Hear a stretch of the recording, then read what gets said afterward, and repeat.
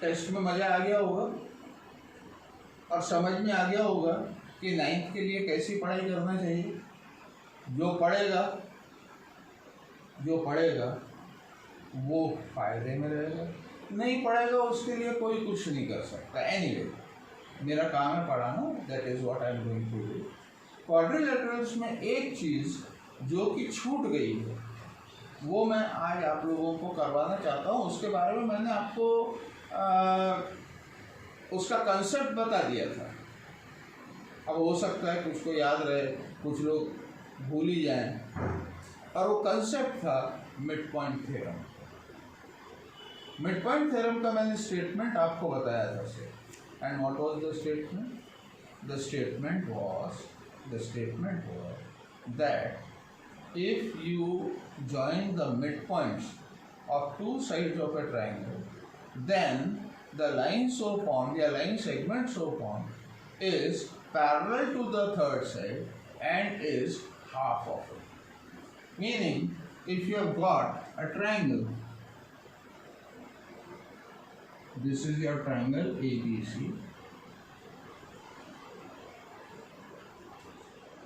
D and E are midpoints of AB and AC respectively, and if you join DE, then DE is parallel to the third side, that is BC, and DE is half of BC. DE is half of BC. Okay, this is the statement. Now figure आपके सामने है, ठीक है। तो अपने को given क्या लिखेंगे हम? Triangle ABC, D and E are midpoints of AB and AC respectively. DE is joined, and बस इतने ही है और कुछ नहीं है। DE is a line segment। उसके बाद टू प्रूव क्या करना है? आपको प्रूव करना है DE is parallel to BC and DE equal to half of BC. To prove DE parallel to BC and DE equal to half of BC.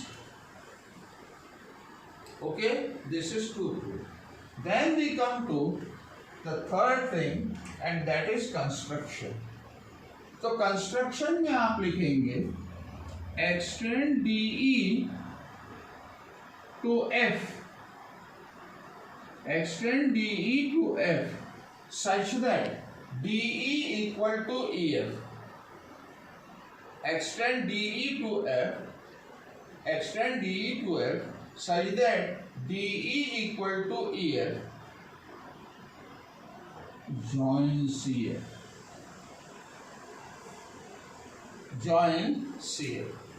This is your construction. Okay, then we come to proof.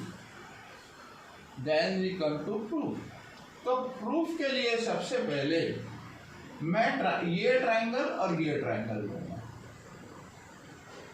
अब इन दोनों triangle में देखो, मजा देखो। This angle is equal to this angle. Why?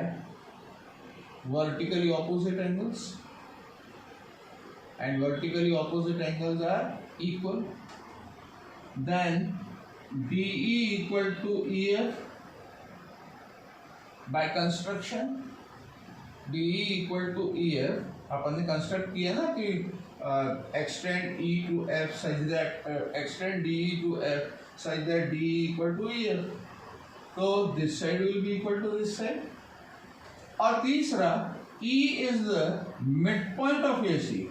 That means this side will be equal to this side. ऐसे ऐसे भी हो गया। ओके, तो क्या लिखेंगे हम? देखें आप, sorry,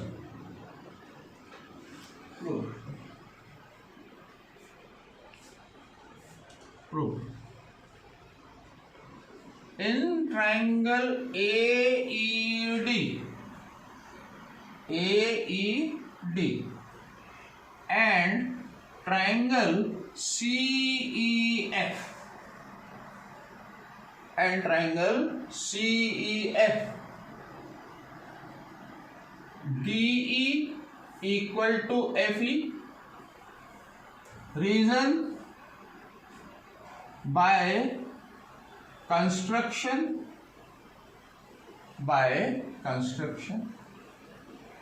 angle AED equal to angle CEF. Why? Vertically opposite angles are equal.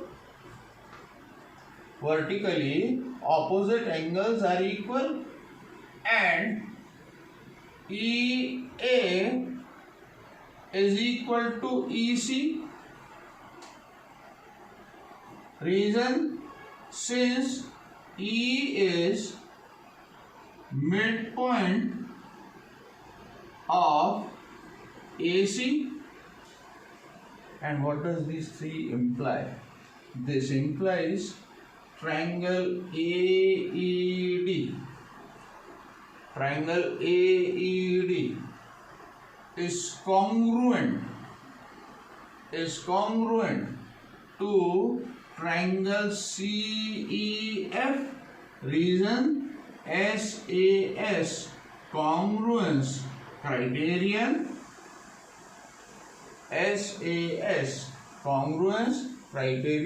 And what does it imply? It implies that angle ADE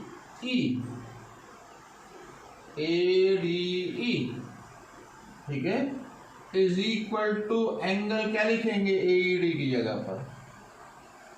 angle ADE is equal to angle CFE. Okay, by CPCT. Okay, this implies angle ADF is equal to angle CFD. Same चीज है, सिर्फ उसको बढ़ाया हुआ है. इसको आप देंगे number 1. And AD equal to CF again by CPCT. And what does AD equal to CF imply? DB equal to FC. एक ही बात, या हाँ, DB equal to FC. Okay, इसको नंबर देंगे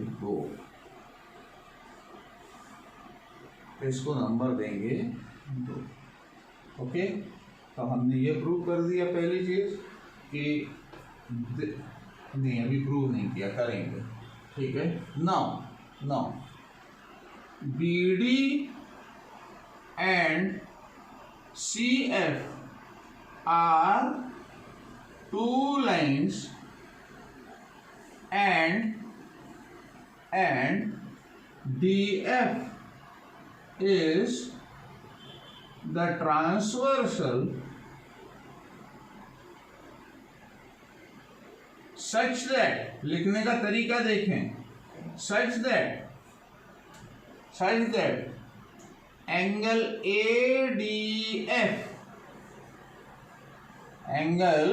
ADF equal to, इधर देखें number 1 is equal to angle CFD.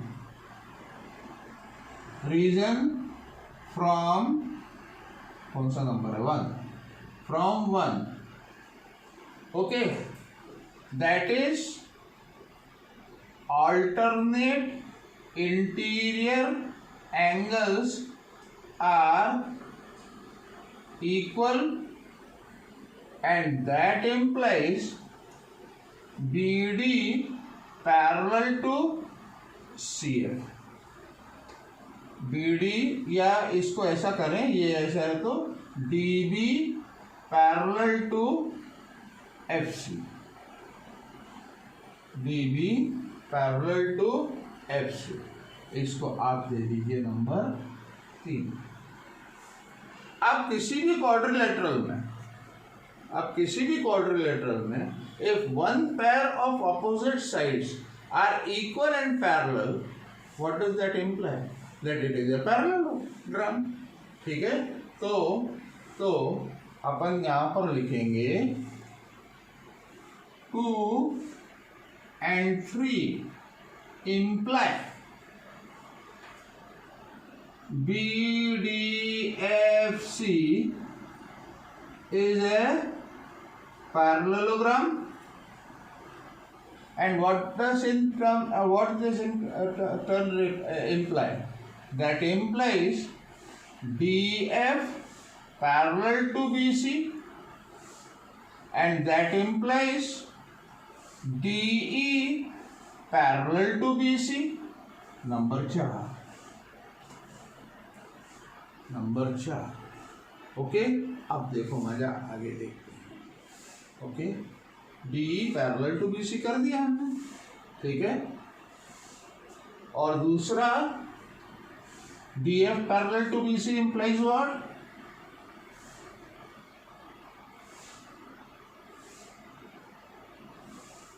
हाँ, DE parallel to BC, DF also parallel to BC. Okay, and DF equal to BC. अब आप देखें DF पैरेलल टू BC, ये तो खैर DE पैरेलल टू BC अपन बाद में देखेंगे. DF is parallel to BC, और अपन ने बोला था कि DBCE is a parallelogram. What does that imply? DF equal to BC. DF equal to BC. Okay, ना DF इक्वल टू BC. इसका मतलब this implies DE plus FE equal to BC. But by construction DE और FE बराबर है, तो इसको मैं 2 times DE equal to BC लिख सकता हूं. ओके, अब बस क्रॉस मल्टीप्लीकेशन करना है, तो ये हो जाएगा DE equal to half BC. Okay, इसको नंबर दे दो आप 5, और 4 and 5 imply DE parallel to BC and DE equal to half of BC, which was to be proven. Okay, तो अब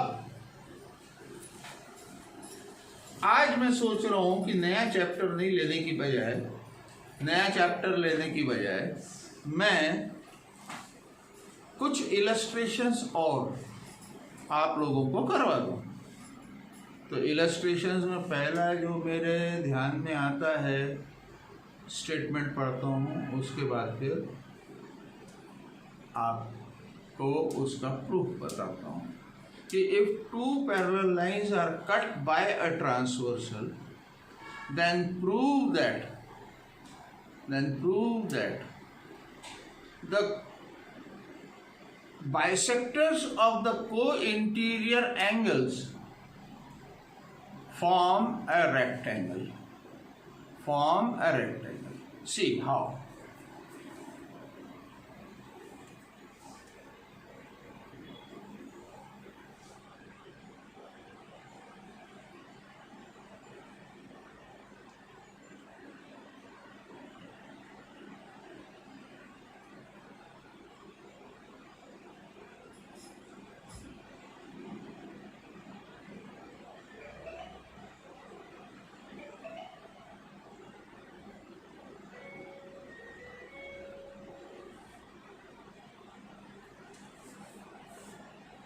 गिवन लिखेंगे AB parallel to CD and EF is the transversal.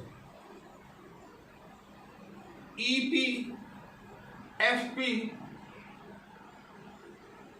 are bisectors of one set of co-interior angles, and EQ and FQ are bisectors of the other pair of co-interior angles. We have to prove that PFQE is a rectangle And to prove that PFQE is a rectangle, it is sufficient to prove that this and this angle, मतलब all angles are of 90 degree. All angles are of 90 degree. एक बात आप लोग ध्यान रखें, अभी आप लोगों को पूरे साल 9th में पढ़ना है और मैंने जैसा बताया था कि 70% ज्योमेट्री है और 30% अलजेब्रा है. Algebra and arithmetic both combined. Okay, तो हमेशा ध्यान रखना कि अगर स्टेटमेंट में बाइसेक्टर आता है किसी प्रूफ के लिए, अगर स्टेटमेंट में बाइसेक्टर आया है कि आपके दिमाग में ये घुस जाना चाहिए. This is very important. ये आपके दिमाग में ये वैल्यू घुस जाना चाहिए.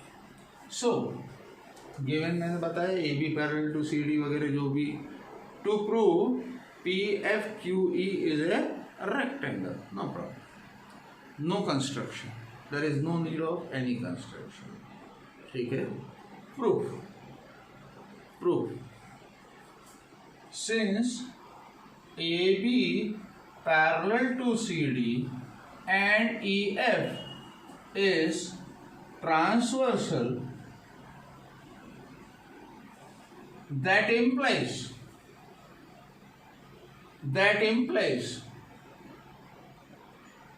angle BEF plus angle DFE is equal to 180 degree. Reason, co-interior angles are supplementary. And then I'll write, this implies half of angle BEF, देखो जो half बोल रहा था हर जगह आएगा, plus half of angle DFE is equal to half of 180, multiplying all terms by half. And this implies angle QEF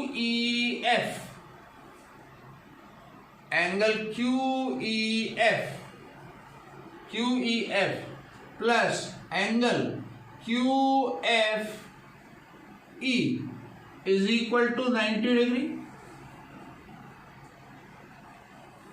Let this be number 1. Now, in triangle EFQ,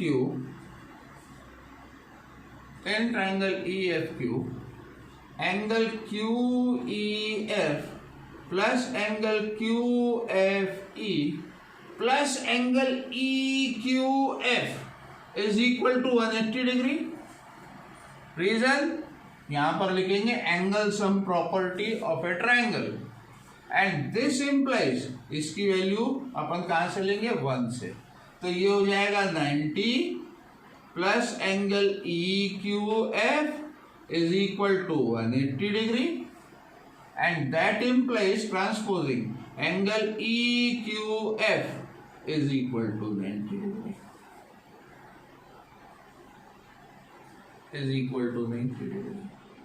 okay, इसको number 2 मान. ठीक है. अब अपन सिर्फ इसको प्रूव कर दें कि ये 90 है तो बाकी ऑटोमेटिकली 90 हो जाता है, उसमें कोई फर्क नहीं पड़ता. ठीक है.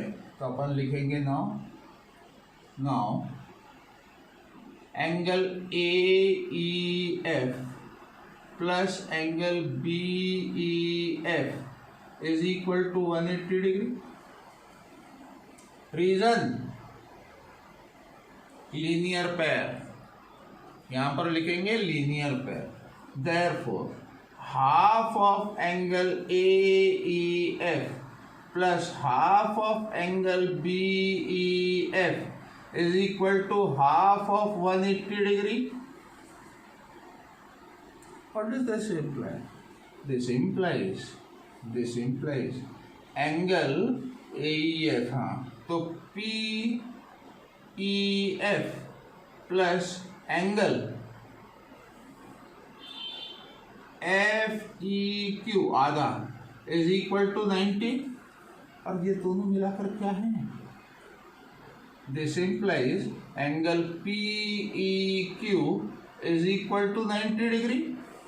मैंने इसको भी 90 प्रूव कर दिया, इसको भी 90 प्रूव कर दिया, आगे फिर पूरा करने की जरूरत नहीं है, सिर्फ आपको लिखना है similarly we can prove that angle P equal to 90 degree and angle PFQ also equal to 90 degree, hence EPFQ is a rectangle. Okay, अब एक ये इलस्ट्रेशन देखें, ये मिड पॉइंट थ्योरम के ऊपर डिपेंडेंट है। ओके, ट्राइंगल है ABC। ट्राइंगल ABC में E is the mid point, sorry पहले अपन करेंगे ट्राइंगल ABC में AD is the median, AD is the median, मतलब D is the mid point of BC, AD is the median, then E is the midpoint of AD, B is joined and extended to AC, intersecting AC in F, intersecting AC in F। Okay, अपने को prove करना है कि AF is 1/3 of AC, AF is 1/3 of AC। Okay, to prove हो गया, given हो गया। अब construction, draw D K parallel to BF intersecting AC in K, intersecting AC in K। ना इसमें हमको दो ट्रायंगल लेना पड़ेंगे अलग अलग, और उन दो ट्रायंगल्स में अपने को मिड पॉइंट थ्योरम और उसका कन्वर्स, मिड पॉइंट थ्योरम का कन्वर्स, वो अपने को लगाना पड़ेगा। ओके, तो सबसे पहले मैं ट्राइंगल ADK लेता हूँ, triangle ADK। In triangle ADK since E is midpoint of AD, E is midpoint of AD, ठीक है, and EF parallel to DK, reason by construction, that implies F is midpoint of AK, F is midpoint of AK, reason converse of mid point theorem लिखेंगे, यहाँ पर converse of mid point theorem लिखेंगे और इसको number 1 मार देंगे। ठीक ना, आगे in triangle BFC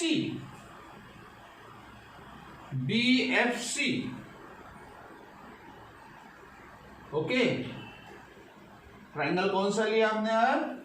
BFC। Okay, BFC में E is the midpoint of AD, E is the mid, खैर AD तो उसमें आएगा ही नहीं। Okay,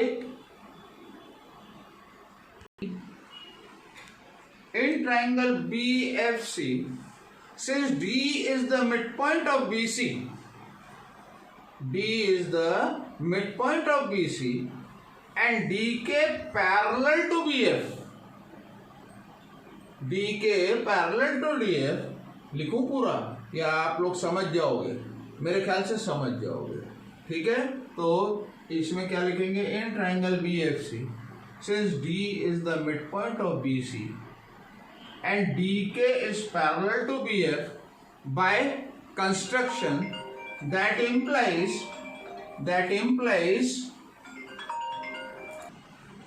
so in triangle BFC, since D is the midpoint of BC and DK parallel to EF by construction. That implies that K is the midpoint of FC. That means KF is equal to CK. Number 2, यहाँ भी converse of mid point theorem. अब 1 into imply, ठीक है, पहला AF equal to FK equal to CK. That means हर एक 1/3 रहेगा ना, ये 1/3, ये 1/3 और ये 1/3. ओके. अब आप लोगों से एक्सपेक्टेशन है कि कम से कम RD शर्मा के सारे एक्सरसाइजेस और उसके साथ साथ NCERT के आपके सारे क्वेश्चंस आप लोग कर लें. जो नहीं आए वो मुझे भिजवा दें, मैं आपको उसके आंसर्स भिजवा दूंगा. ओके. अब हम अगली क्लास से नया चैप्टर शुरू करेंगे और इट माइट बी पॉसिबल कि अगले हफ्ते के बाद उसके अगले हफ्ते हम लोग वापस से टेस्ट लेंगे. Okay. So be prepared. Okay. Till then bye.